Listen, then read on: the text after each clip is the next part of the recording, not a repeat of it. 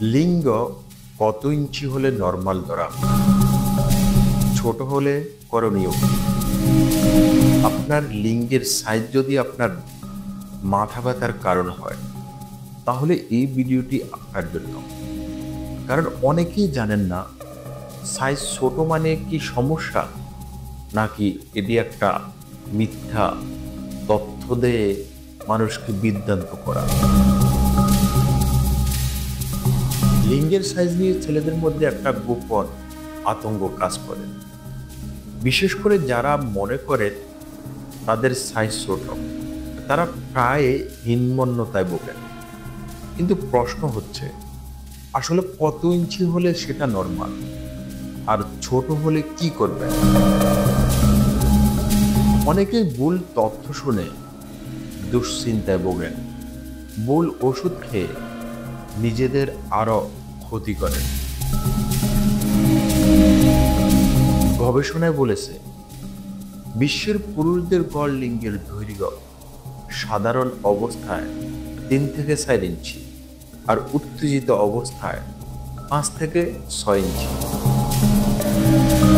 সুতরাং যদি উত্তেজনার সময় আপনার লিঙ্গের সাইজ 5 থেকে 6 ইঞ্চির মধ্যে হয়, তাহলে আপনি নর্মাল রেঞ্জে আছেন।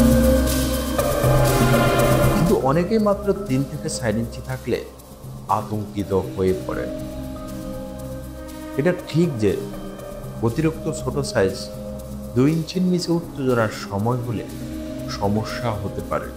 তবে অধিকাংশ মানুষ ভুল ধারণা থেকে নিজের শরীর নিয়ে দুশ্চিন্তা করেন, আর এই দুশ্চিন্তা ধীরে ধীরে যৌন ক্ষমতা, আত্মবিশ্বাস ও সম্পর্ক সবকিছুতেই প্রভাব ফেলে। গোপন কারণ ও ভুল ধারণা।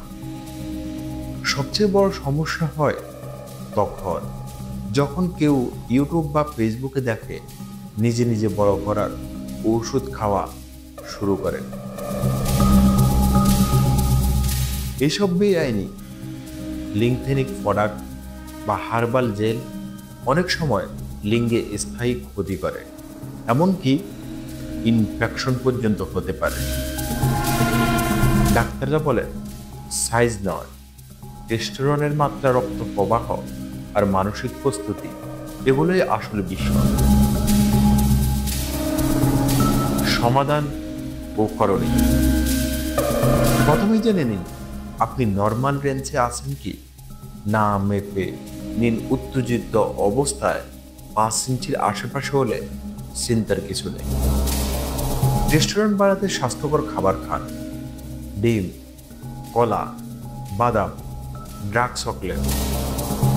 প্রতিদিন অন্তত 15 থেকে 20 মিনিট হাঁটাহাঁটি ব্যায়াম করুন, রক্ত প্রবাহ ভালো হবে।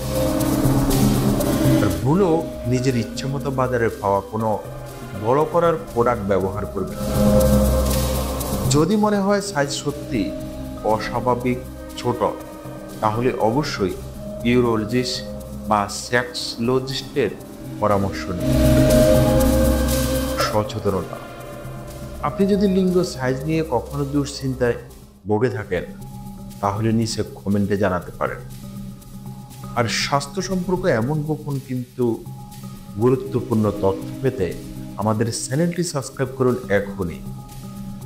পরের ভিডিওতে আসছে পুরুষের শুক্রাণু পাতলা কেন হয়, গর্ভাশয়ে ঘন করার উপায়। সবাই ভালো থাকবেন, সুস্থ থাকবেন। আল্লাহ হাফেজ।